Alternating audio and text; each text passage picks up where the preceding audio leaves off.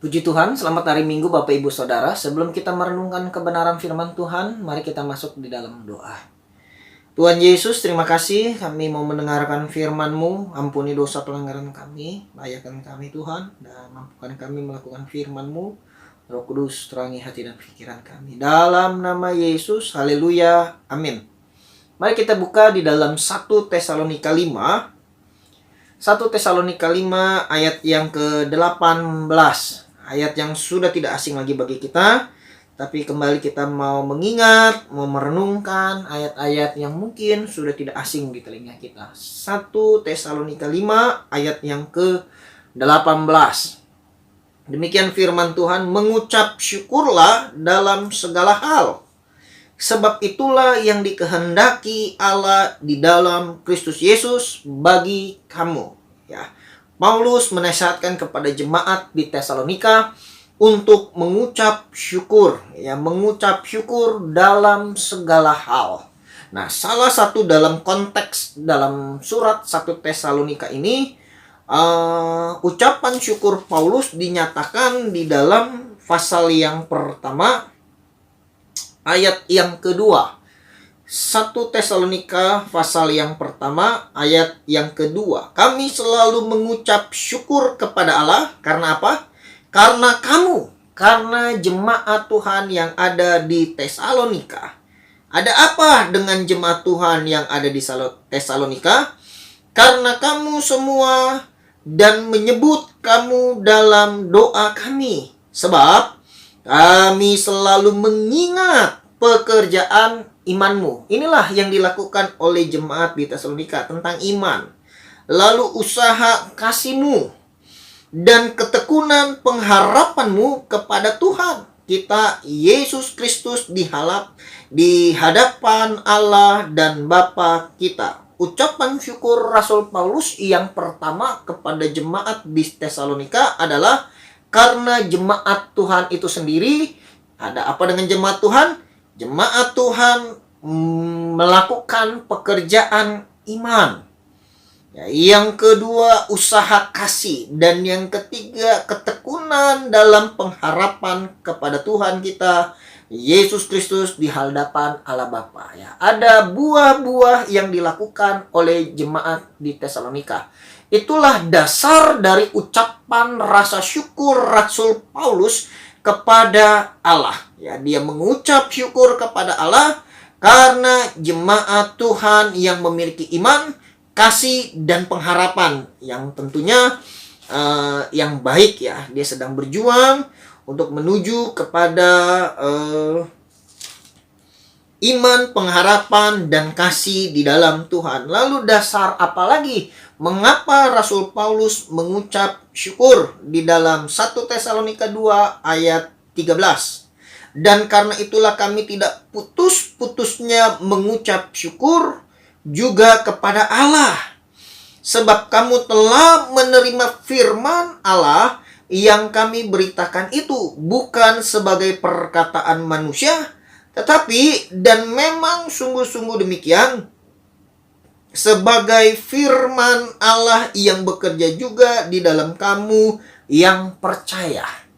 Jadi Rasul Paulus mengucap syukur sebab jemaat Tuhan menerima firman Allah bukan hanya sebagai perkataan manusia biasa, tetapi benar-benar itu adalah firman Allah.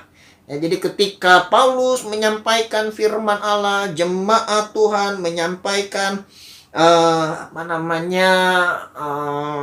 jemaat Tuhan, maksud saya pelayan-pelayan Tuhan, rasul-rasul yang lain, hamba-hamba Tuhan yang lain, ketika mereka menyampaikan firman Tuhan, itu tidak dianggap sebagai perkataan manusia saja. Memang benar-benar mereka akui pengajaran dari rasul-rasul adalah perkataan firman Allah.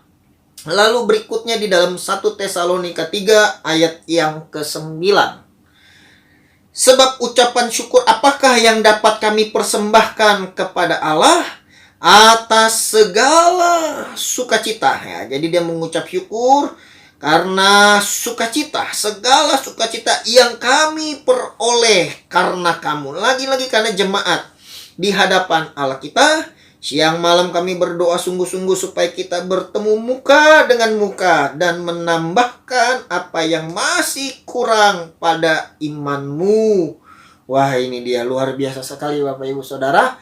Kalau kita melihat dari ayat-ayat yang sudah kita baca, ya bahkan tidak hanya mengucap syukur, tetapi Paulus dikatakan juga bersukacita. Sukacitanya karena apa tadi? Ayat 19, coba kita mundur. 1 Tesalonika 2 ayat 19. Sebab siapakah pengharapan kami atau sukacita kami atau mahkota kemegahan kami di hadapan Yesus Tuhan kita pada waktu kedatangannya, kalau bukan kamu, sungguh kamulah kemuliaan kami dan sukacita kami. Kalau saya melihat dalam konteks 1 Tesalonika ini, ucapan syukur Paulus diberikan kepada Allah. Dia berterima kasih kepada Allah karena jemaat Tuhan. Karena jemaat Tuhan yang begitu luar biasa, jemaat Tuhan yang merubah hidupnya, imannya, pengharapannya, kasihnya. Bahkan ketika mereka menerima pengajaran-pengajaran, yaitu tidak hanya diterima sebagai perkataan manusia biasa, tetapi mereka yakini bahwa itu adalah firman Allah. Bahkan Paulus juga mengucap syukur atas segala sukacita yang kami peroleh karena kamu di hadapan Allah kita. Paulus tidak hanya berterima kasih tetapi bersukacita. Mengapa dia bisa bersukacita? Karena kembali lagi jemaat Tuhan. Ketika jemaat Tuhan menjadi baik, jemaat Tuhan hidup sesuai dengan kebenaran firman Tuhan, itulah mahkota kemegahan bagi Rasul Paulus. Fokusnya kepada jemaat yang berubah, jemaat yang menjadi baik. Keadaannya luar biasa sekali ya, keadaan jemaat. Saudara, di sini saya melihat ya tidak ada dia bersukacita karena dapat rumah baru, karena mengucap syukur karena dapat rumah baru, karena dapat mobil baru, mungkin kuda baru di sana atau apalah, mungkin kekayaan duniawi yang ada ini, bukan itu. Ya, melainkan fokusnya adalah kepada jemaat, ucapan syukur itu. Karena Allah banyak mengerjakan sesuatu yang luar biasa kepada jemaat Tuhan yang ada di Tesalonika. Ya, melihat fenomena yang ada pada saat ini, ketika ada anak-anak Tuhan bertobat, ketika ada anak-anak Tuhan melakukan yang baik, bukannya mengucap syukur, malah dicurigai. Benar gak nih bertobat? Benar gak ini ya? Malah dihakimi. Harusnya kita mengucap syukur kalau dia bertobat, kalau dia menjadi baik. Ya, ketika ada gereja mungkin menjadi lebih besar, lebih maju, kita harusnya mengucap syukur, berterima kasih kepada Allah.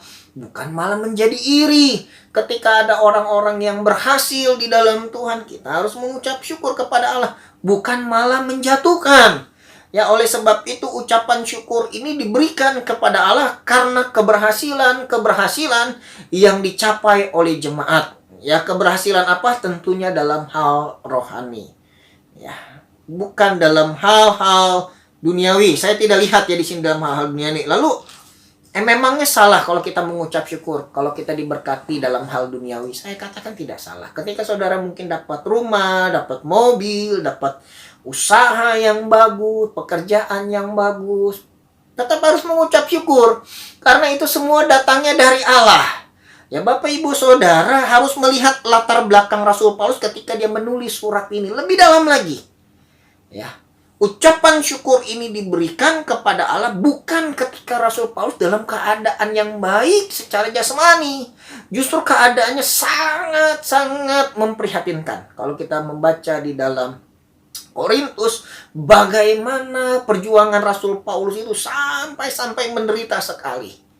Tetapi dalam penderitaannya dia mampu mengucap syukur. 1 Tesalonika 5 ayat 18. Mengucap syukurlah dalam segala hal.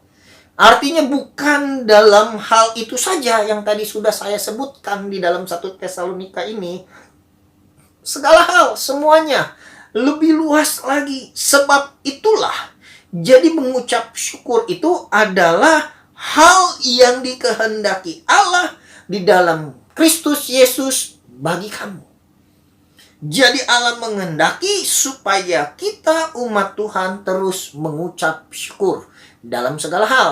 Tadi kalau kita melihat ucapan syukur ini terjadi ketika tercapai, ya, satu capaian ya, seperti iman, pengharapan, kasih dan sebagainya. Walaupun di situ ditulis dalam hal-hal materi jasmani ya, tetapi bukannya berarti ketika kita diberkati dalam hal materi kita tidak mengucap, tetap harus mengucap syukur. Ya, saya ada satu kisah yang begitu luar biasa. Kita sudah tahu semuanya, yaitu Ayub. Ayub dalam keadaannya yang begitu terpuruk. Kita tahu siapa Ayub. Ayub adalah orang yang benar. Ayub adalah orang yang saleh. Ayub adalah orang yang mengasihi Tuhan. Tetapi ketika dia diambil hartanya, dia mampu mengucap syukur. Ketika dia diambil anak-anaknya, dia mampu mengucap syukur. Ya, ketika dia harus mengalami luka bakar, dia diserang oleh istrinya, dia diserang oleh teman-temannya. Semuanya pada menghakimi Ayub. Ya, katanya Ayub nih jangan-jangan ada dosa, jangan-jangan ada pelanggaran, jangan-jangan ada kesalahan. Makanya dia sampai masuk dalam penderitaan yang begitu luar biasa. Ayub pun sampai goyang. Ayub pun sampai kebingungan. Ya, tapi dia yakin dia tidak melakukan hal yang salah. Dia sempat berargumen dengan temannya. Tetapi ketika semua nasihat dari teman-temannya bahkan sampai kepada Elihu, ya, akhirnya itu tidak berhasil menjelaskan kepada Ayub. Dan akhirnya Ayub berhadapan dengan Allah.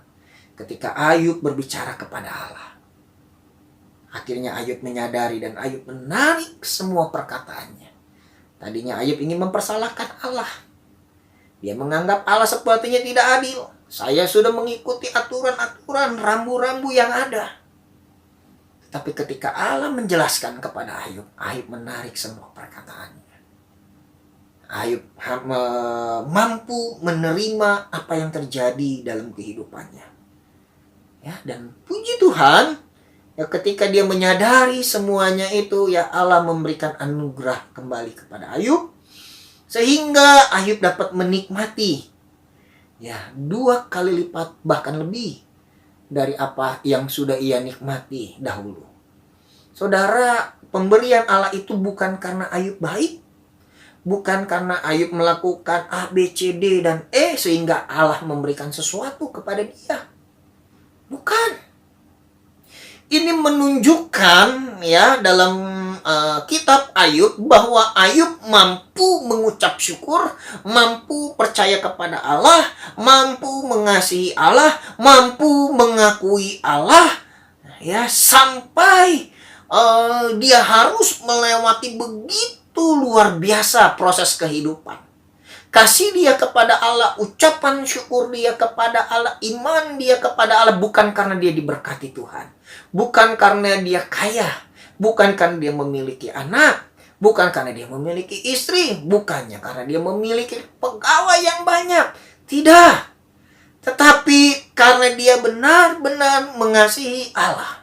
Saudara, kata mengucap syukurlah dalam segala hal artinya kita harus mampu memberikan kata atau mengucapkan kata terima kasih kepada Allah ketika saudara diberkati Tuhan maupun saudara belum diberkati Tuhan, atau saudara mungkin dalam keadaan sakit atau mungkin saudara dalam keadaan senang. Saudara harus mampu berkata terima kasih Tuhan. Pada umumnya orang lebih mudah mengucapkan terima kasih ketika dia diberkati. Pada umumnya orang bisa mengucap syukur ketika dia memiliki banyak harta. Ketika orang bisa mengucap syukur ketika dia dalam keadaan sehat. Saudara, itu mudah. Orang tidak beragama pun bisa bilang terima kasih kalau dikasih keadaan yang enak seperti itu.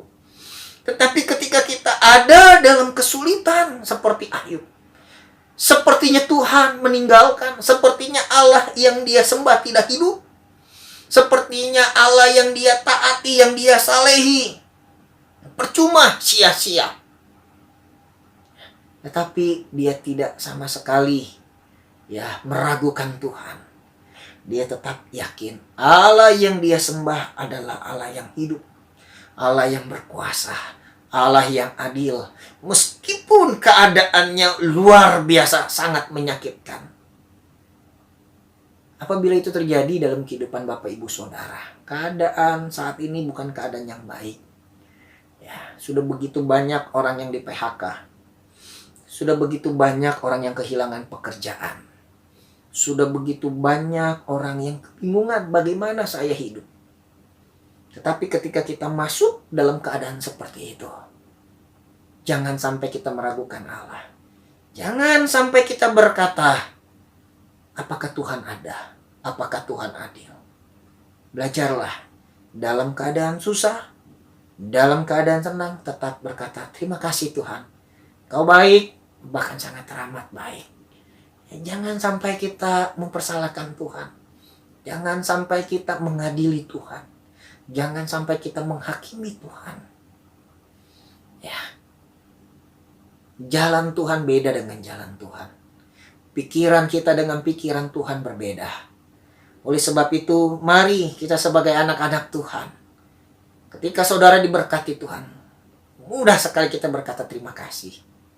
Tapi ketika kita belum diberkati, atau kita kena PHK, kita kena dampak COVID mungkin saat ini, keuangan kita turun, keadaan kita sangat di bawah, berkatalah kepada Tuhan, Tuhan terima kasih. Dalam keadaan susah katakan, Tuhan terima kasih. Mungkin tabungan saudara mulai berkurang, Tuhan terima kasih. Mungkin saudara mulai tidak makan, katakan Tuhan terima kasih. Mungkin saudara bingung dengan anak-anak saudara yang harus sekolah, bayar biaya sekolah, katakan Tuhan terima kasih. Mengucap syukurlah dalam segala hal. Sebab itulah yang dikehendaki Allah. Haleluya. Mari Bapak Ibu Saudara, seperti apapun keadaan kita, saya tidak akan perpanjang firman Tuhan. Katalah mengucap syukur. Terima kasih Tuhan. Kau baik, bahkan sangat teramat baik. Puji nama Tuhan, firman Tuhan saya tidak perpanjang. Biarlah renungan firman Tuhan yang sangat-sangat singkat ini boleh menjadi kekuatan bagi kita. Mungkin kita berkata, kok dalam keadaan susah bilang terima kasih. Mau terima kasih apa, orang saya disiksa kok bilang terima kasih. Memang tidak masuk logika saudara. Tapi kalau firman Tuhan katakan seperti itu, ya katakan saja. Jadi saya sudah kasih contoh Rasul Paulus. Rasul Paulus tidak hanya mengucap syukur, bahkan dia mampu bersukacita dalam penderitaan. Sebab pandangan Rasul Paulus itu bukan pada pandangan duniawi ini.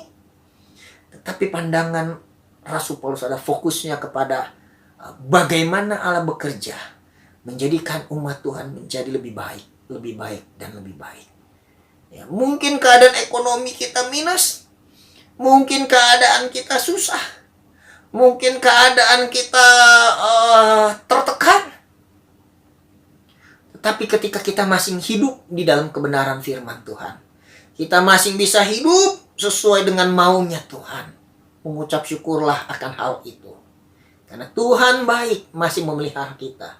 Tuhan baik, masih memimpin kita. Tuhan baik, masih memampukan kita ada sampai saat ini. Jangan sampai ketika kita ada di dalam keadaan yang di bawah, kita sudah tidak mampu mengucap syukur kepada Tuhan. Sebab Tuhan tidak menghendaki itu. Yang Tuhan kehendaki ketika kita mampu mengucap syukur dalam segala hal. Puji nama Tuhan. Demikianlah firman Tuhan. Biarlah firman Tuhan ini menjadi kekuatan bagi kita. Mari kita satu di dalam doa. Tuhan Yesus, terima kasih.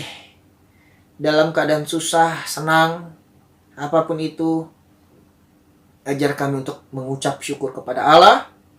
Kami tidak mempersalahkan Allah. Justru kami berkata, terima kasih Tuhan buat segala kebaikan-Mu. Terima kasih.